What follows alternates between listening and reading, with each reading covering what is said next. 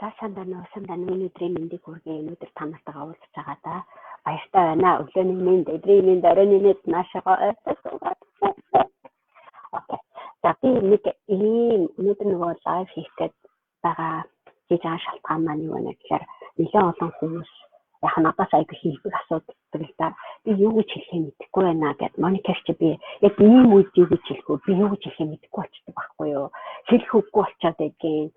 Яагаад би ингэж байгаа юм бэ? Юу гэж хэлэх үстэй дээр вэ ч гэдэг юм уу? Ийм асуултуудыг надаас айгүй их асуудаг. Хай орж ирж байгаа хүмүүсээс сайн уу хандж байна? Сайн уу. Тэгээд уулзж байгаадаа их баяртай байна та нартайгаа. Тэгээд нэг юм яг энэ сэдв айгүй гоё чухал сэдв байгаа. Юу гэж хэлэхээ мэддгүй ба ийм сонин эвгүй адилтгүй ордог шүү дээ. Хэлэх үггүй болсон. Эвгүй адилт орсон ордог тохиолдлууд хүнд хаяа орж ирдэг тий. Тэр маш нийтлэг байдаг. Манай монголчуудад ялангуяа өөртөө хэлээс галаа ч юм уу, ер нь гадаадад байж байгаа ч юм уу хүн тэгж хэлээ. Би одоо тэг юу гэж хэлхий? Тэгвэл юу гэж хэлхий ч гэдэг юм уу тий. Яг хэлэх үгээ бид нар мэдэхгүй. Яг тулгамдаад нөгөө асуудлаа өөрөө ойлгохгүй байгаа юм уу? Эсвэл тэргээ юу гэж илэрхийлэхээ мэдэхгүй ийм сандарсан байдал их байдаг л да тий. Ийм асуудлууд над дээр айгүй их орж ирдэг. Ерөөсөө маш хэлдэг одоо ингэчээд байна да яах вэ? Би юу гэж хэлэх вэ? Би яг юу гэж хэлэх вэ? Нөгөө паниктсан байж байгаа юм уу гэдэг байгаа шүү дээ тий. Тэгэхээр би чамд тэрнцэг арах гарцыг ялангуяа бүр мөсөн ийм байдал дахиж орохгүйгээр авах шалтгааныг юм шинтэй ч ярьж чаддаг. Хаач байгаад хаач байсан яриад явхад одоо учраа олж чаддаг. Ямар ч хизээч хэцүү байдалд орсон аргыг олоод гарчиж чаддаг. Тийм чадварыг олгоцлаар чинь би яриад байгаа юм тий. Өнөөдрийн энэ одоо лайвыг яг энэ сэдв дээр хийж бодож байна. Тэгээд хэрвээ энэ одоо цаашдаа яг энэ шигээ тий яг ийм чадварыг олж авъя суралцъя гэж бодож байгаа хүмүүс байл манай monica.com гэдэг вебсайт руу ороод 30 хоногт амьдралаа өөрчлөе гэдэг аянд бүртгүүлээд ороод ирээ заяа. Тэгээ найз нөхөд чинь оролцоогүй энэ аянд оролцсон хүмүүс бол хай өдрийн мэнд бидний юу ярьдаг заадаг айгуу санаж байгаа. Ялангуяа яг өнөөдрийн энэ сэдвтэй холбоотойгоор жоохон ч гэсэн юм асуух асуулт байвал надаас суугаараа заяа. Тэгээ би дуртай яг тэр асуултанд чинь эхлээд би жоохон санаагаа хэлээд тэр хооронд өөрийнхөө асуултыг айгүй сайхан хэлээд гэрээ заяа. Мэгмар саран яма хай гэж энэ хай ууган чимэг уугнаа сайн уу. За баярлалаа ороод ирсэн тийм. Тэгээ өнөөдрийн энэ лайв дээрээ би яг одоо яг энэ гоё сэдв яриад байгаа. Тэгээд хэлэх үггүй болсон байж байгаа шалтгаан чи юу юм? Проблем чи яг юу юм гэхээр их хүмүүс бидний нэг монголчуудын нэг сэтгэлгээний нэг том алдаа байгаа байхгүй. Тэр маань юу вэ гэхээр аливаа юмыг нарийн ширээнийг ярьж хэлэх дурггүй тийм ч ингээд юмыг айгүй ерөнхий ярьдаг, ойлгомжгүй ярьдаг, тодорхой бос яадаг, юмыг мэдэхгүй ээжэж мэдэмхийрдэг энэ нэг айгүй санан оюун санааны нэг шорон дотор бид нар амьдраад байгаа. Тэрний бодит үр дүн хор уршиг бид нар тэр амьдрал хөтлөгдөө, тэр амьдрал дунд ингээд өсөөд явж байхдаа бид нар харилцааны чадварыг суралцаагүй байгаа.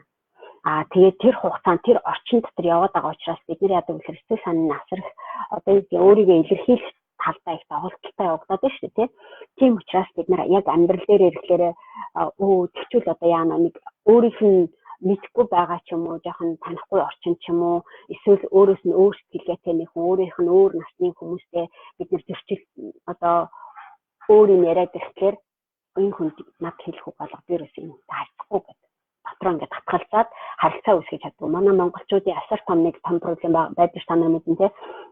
Монголчууд хоорондоо ерөөсөө ихтэй байж чаддгүй.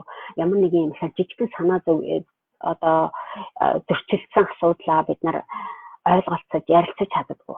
Тэгээ юу гэж хэлэх үггүй болсноосоо болоод бид нар тав дуу болчихдог. Бүр тав бүр ингээд хүн юу ч хэлэхгүйгээр юу болоод байгааг мэддэхгүйгээр ингээд тав чиг болчихдог. Тэр бол депрессийн нэг хувилбар, стрессийн нэг хувилбар тийм.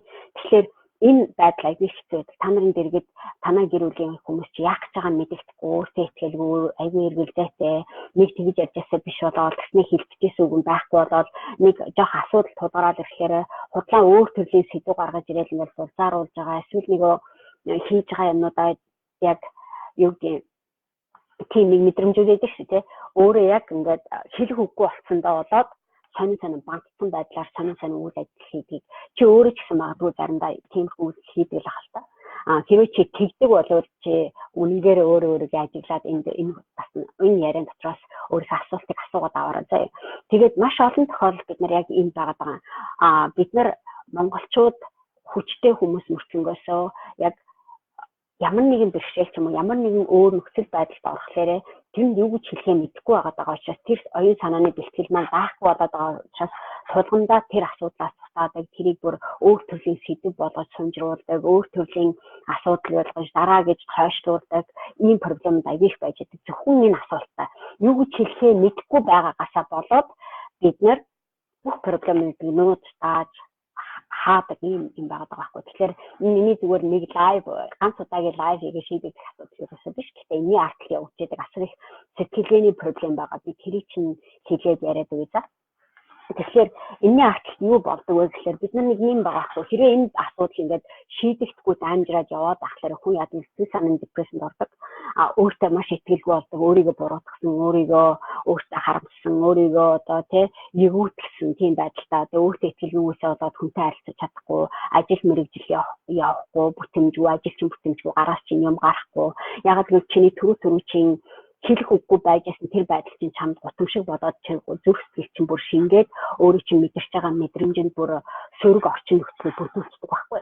Тэгээд ирэхлээр бид нар яадаг вэ гэхээр яг тулгарч байгаа одоо дараагийн юмд нүүр тулахад бүр улам ичгүүртэй улам хэцүү байдалд ороод байгаа юм шиг нас явах тусмаа бид нар улам хөгжөөд ингээд илүү сайжраад явах хэрэгтэй шүү дээ. Гэтэл зарим хүмүүс 30-40 гараад явах болов би хөгшөө тэгээд ингэж тайлбарладаг боловч яг үүндээ бид нар залуу байхдаа ойлгоогүй хэлэх үггүй байж исэн юмнууд маань давтар шиг тоон нэмэгдэж явсаар хагаад 30-40 50 гараад ирсэн байж байгаа хүмүүс яаж яана гэхээр ерөөсөө энэ залуу үе тийм байна. Одоогийн залуучууд ийм байна. Айхтар болчих тэгчих ингэж шийдэж ярьдаг мөртлөө залуу хүмүүсийг ойлголцож чадахгүй. Залуу үр хүмүүстэйгээ харилцаж чадахгүй. Хүүхдийн хүмүүсийн асуудал яриад байдаг атлаа хүүхдүүдтэй юу гэж хэлэхээ мэдэхгүй байдалд ороод байгаа байхгүй. Тэгэхээр энэ зүгээр нэг одоо миний юу гэж хэлэхээ мэдэхгүй гэдэг сэдвээс илүү агуу гүн сэдв байгаа та нар сонсож байна тийм.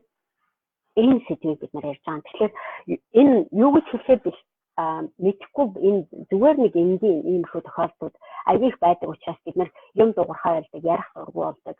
Ярьчлаа гэхэд тэрэндээ аяг гутран гүцлээр хандаж эхэлдэг, орж ирсэн юмыг үгүйсгэж эхэлдэг, буруу шааж эхэлдэг, тий бүх юмыг шүүмжилсэн харцаар харж эхэлдэг, тий өөрөө хэлэх үггүй байгаад байгаа учраас бид нар шүүмжлээд байгаа байхгүй. Өөртөө тодорхой хэмжээний атаархлыг бид нар бий болгож эхэлдэг. Тэрнээсээ болоод эргүүлээд нөгөө хэлэх үггүй байгаад байсан юм маань өөр төрлийн хувилбарын цоошин проблемууд болоо явчихдаг. Тэгээд тэрнээсээ болоод яадаг вэ гэхээр тех маягийнх ансаардаг, дотроо стресстэй болж эхэлдэг. Зарим стресстэй болоод хэлэх үггүй байж байгаас одоо ялангуяа эрэгтэй хүмүүс дээр энэ аяг их ажигладаг. Яг тухайн нөхцөл байдал ихнэр нь одоо нэг юм асуугаад одоо тэ чи тэгдэм юм гэж юм уу чи тэмэлдээ ингэлдээ чи юу одоо даан дээр үнэрээ хэлээд манай нөхөр ярихгүй штэ гэж санаа зовоод яваад байдаг яг энэ байхгүй нөхөр нь хэлэх үггүй болсон. Эхнэртэй юу гэж хэлэхээ мэдэхгүй байгаа учраас нөгөө нөхөр нь бүр ингээд ярих дурггүй, орон гэртээ бүр орох дурггүй, юм ярихлаарэ бүр ингээд аягүй сан дотгошоо юм сонирн байдал руу ордог, тэр хил архитект руу ордог. Эсвэл гэртээ одоо найз нөхөд гээд ингээд зүгээр нэг идэж уугаад ингээд зүгээр хөнгөө явах гээд ингээд тутаагаад байдаг байхгүй. Тэгэхээр маш олон эрэгтэй хүнд бол энэ хэлэх үггүй болдог. Одоо эрэгтэй хүмүүс маш их өөрийгөө хэлдэг. Би угаасаа дуугүй гэж боддог. Яг үүндээ тийм биш. Хэлэх үггүй болсон олон жил сараар ингээд автаршаад хэлэх үгээ мэдэхгүй ямар ч одоо харилцааны чадварыг суралцаагүй бага наснаас суралцаагүй учраас өнөөдөр хэлэх үггүй тэр байдлаасаа тутааж явж байгаа хувилбарын зүйлдээ өөрийгөө тэгээд нэрсэн бүр ингээд би дуугүй байхгүй би төрлийн дуугүй би угаасаа дуугүй байсан нөө тийм биш байхгүй угаасаа бид нар дуугүй байна гэж хаач байхгүй хүүхэд байхдаа беби байхдаа бид нар дуурайд уйлж байгаад хамаагүй стилтэй илэрхийлээд хоолнд олоод иддэг байсан тий бид нар шаардлагатай ууралж байгаа тэрийг олж ирж авдаг байсан сүүлдээ ягаад ингэ тархины чадвар бид нар чинь хүн хөгжөөд ингэ дараагийн түвшиндээ хүрэх гэсэн шүү дээ гэтэл тэр чадвар маань дутагдаад ирэхлээр бид нар яадаг вэ гэхээр насбын түрээд амьдрал гараад ирэхлээр хэлэх үггүй байдалд ордог тэгээд хэлэх үггүй байдал чинь удаан дамжираад ирэхлээр яадаг вэ гэхээр хүнтэй харилцах дургүй болж эхэлдэг хүмүүсээс ангижир цугтааж эхэлдэг. Өөр ямар нэгэн бодлоо одоо мөрөтэй тоглоом, одоо сига тоглоом, ямар нэгэн компьютер тоглоом, одоо хөл бөмбөгч тийм үү. Өөрөөр төрлийн одоо нэг өөрт нь огт хамааралгүй байж байгаа юм донтож эхэлдэг. Өөр нэг юмыг одоо сатаарч бодож ийж тэр нөгөө өөрийнхөө ярих дургүй хэлэх үггүй болдог сэдвээс ангижирч эхэлдэг. Тэр цугтаалтын хувилбар руу ороод байгаа байхгүй. Тэгээд архитект бий болж байна. Одоо Монголын нийгэмд байж байгаа маш олон энэ проблем зөвхөн энэ хэлэх үгээ юу гэж хэлэхээ мэдэхгүй байдалд байдаг хүмүүс энэ сэдв рүү чих ороод байгаа.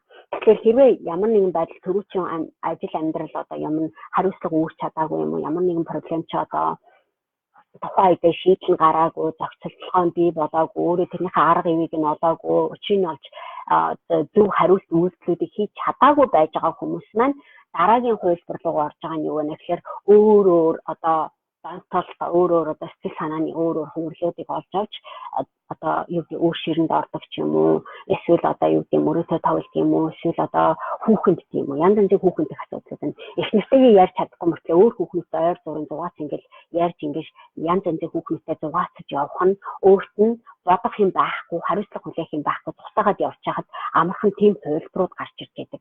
Эмэгтэй хүн гэсэн ялгаагүй.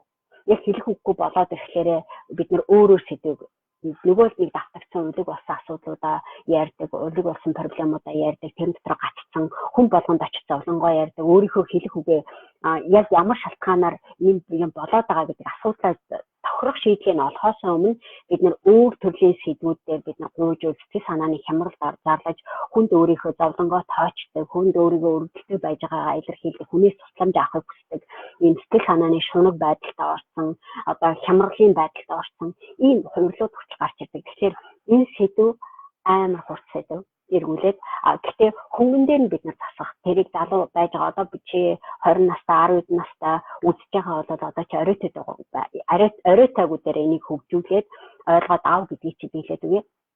Жоох насны явцсан ч юм уу одоо юу гэдэг 30 40 50 60 нас чинь бид нар янз янзын насанд байгаа шүү дээ. Энэ зөвлөгөө тэдэн настай гэдэг хүндээ ялгаж өгж байгаа биш. Ямар нэгэн байдлаар чиний байж байгаа наснд чамд тохирох хувилбараар чи өөрийнхөө хувилбарыг олж аваад энэ видеоноос авах юмаа олоод аваарай гэж зөвлөж байгаа шүү заяа. Тэгж бодоод харах юм бол бид нар сурах юм маш их байгаа байхгүй. Тэгэхээр бид нар яг одоо жинхэнэ проблемын чинь нөхцөл байдал юу вэ гэхээр бид нар хүсээгүй энэ амьдрал дотор амьдарч байгаа. Амьдрал дотор маш олон янзын мэдээлэл, өгөгдлүүд, одоо юу гэдгийг харилцаанууд бид нар бий болох хэрэгтэй. Хүсээгүй бид нар хүний нийгэмд амьдарч байгаа. Өөр хүүхэд ч гэж байна, гэр бүлч гэж байна, аав ээж ч гэж байна, тэ ах дүүс, найз нөхөд хамт олондоо зөндөө олон хүмүүс байна. Тэднэрт бидний бодож байгаа толгой дотор бодож байгаа бүх үзэл бодол гадагшаага харилцаж байгаа тэр бүх үзэл бодол хоорондоо авцалбаатай. Тэгэхээр бид нар хүнтэй яг өөртөө чи адилхан үзэл бодолтой, яг өөртөө чи адилхан юм мэддэг хүнтэй таарах тохиолдол байхгүй. Яг өөртөө чи адилхан настай хүнтэй уулзах шалтгаан баг байхгүй. Маш олон өөрөөр насны өөрөөр үзэл бодолтой, өөрөөр нөхцөл байдалд өссөн өөрөөр хүмүүстэй бид нар харилцах, хүсээсээ харилцах хэрэгтэй. Тэр маань бодит үнэн байхгүй. Тэгэхээр тийм харилцааг бид нар бий болгох нь бидний амьдралын хариуцлага байна. Амьдрал өөрөө маш их баялаг. Зөвхөн чамтай яг адилхан хүмүүсээс ахуулаад адилхан хүмүүстэйгээ бид нар харилцаад байгаа. Адилхан яг надтай адилхан миний зовлонг ойлгодог, намайг ойлгодог, намайг үнэлдэг, хүндэлдэг ч гэдэг миний явсан замыг мэдэрдэг хүнтэй бид нар харилцаад байдаг учраас боловч надаас илүү чадвартай, надаас илүү мэдлэгтэй, надаас илүү одоо боловсралтай туршлагатай хүмүүсийг харахаараа бид нар атаргаад байгаа юм шиг мөртлөө тэр хүмүүстэй харилцаа үүсгэж чадахгүй болчихдог тийм. Тэгэхээр энэ блокноос яаж ангижрах вэ гэдэг сэдвийг бид нар яриад байгаа байхгүй. Тэгэхээр энэ блокноос ангижрахын тулд number one чиний бодох хэвээр ойлгох хэвээр юм юу вэ гэхээр энэ бол чиний хариуцлага байна. Бидний амьдралын одоо амьдарч байгаа хүн болгоны ойлгох хэвээр суралцах хэвээр мэдэх хэвээр хариуцлага байхгүй. Тэгэхээр энэ харилцааны чадрыг бид нар өсгөх хэрэгтэй. Хэлэх үггүй болчлоо гэхээр бид нар хэлэх үггүй байдлаасаа яаж гарах вэ гэдэг сэдвийг бид нар ярьж шүү дээ. Хэлэх үггүй байдлаасаа гарахын тулд number one бидний толгой дотор бодоод авах тэр бодлуудаа бид нар ойлгож сурах хэрэгтэй байна. Тэр маань гадна байж байгаа чи дотор болж байгаа бодлууд чиний дотор одоо хэлж байгаа гадагшаага гаргаад ярьж байгаа үгнүүд чинь бүгд дотор болж байгаа бодолтой ч аягүй хумаартай. Чиний анхаарал юундээ төвлөрч байна? Чи юу бодоод байна? Чи өөрийнхөө оюун санааг ойлгож тунгааж одоо тусгалыг нь ойлгож чадж байна. Тэр хүний одоо хэлж байгаа юмыг бүрэн дүр ойлгож чадж байна. Эсвэл тэр хүнийг хэлхээс өмнө энэ хүн гिचэн гэдэг уучлаад хэлхээс өмнө чи таамаглаад юм уу шүмжлээд юм уу өөрийнхөө үзэл бодлыг тулгаж бодоод байна тийм. Энэ бүхэн чинь маш асар их шалтгаантай байдаг байхгүй. Тэгэхээр бид нар оюун санаа чинь их хаалттай байж байгаа үедээ тэр хүнтэй харилцаж чадхаар болчихдог. Тэр хэлэх үггүй болчихдог. Тэр хүн юу гэж хэлэх юм бэ? Яг л та хоёр өөр ертөнцөөс холбогдоод байгаа байхгүй. Нэг хүн энийг яриад байхад чи шал өөр ертөнцөд яваад байгаа байхгүй. Гэтэл тэр хүнийхээ яриаг бид нар ойлгохоос өмнө шүүмжилдэг тэр шүүмжлээ бодуулах хэрэгтэй байхгүй. тэрний орон зүгээр тэр хүний хэлж байгаа юмыг ойлгож аваад ярьж байгаа санааг нь ойлгож аваад хүлээж авах нь дараа нь чи хэлэх үгээ бодхоос өмнө тэр хүнийг аягуулсан ойлгож хүлээж авч сурах хэрэгтэй байна. Нийгэмд хорвоод ертөнцид бид нар дотроо бодоод байгаа бодол чинь чиний гадна болж байгаа нийгэмтэй харилцаатаа бид нар харилцаж чадахгүй тэр төвшинг үүсгэж байгаа байхгүй.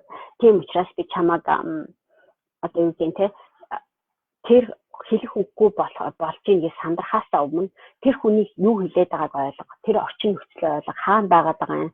Ямар зорилготой ингэж ойлго. Тэр хүний хүсэж байгаа юмыг ойлго. Дараа нь өөрийгөө илэрхийлээ. Дараа нь өөрийнхөө хэлэх үгийг бодсоо.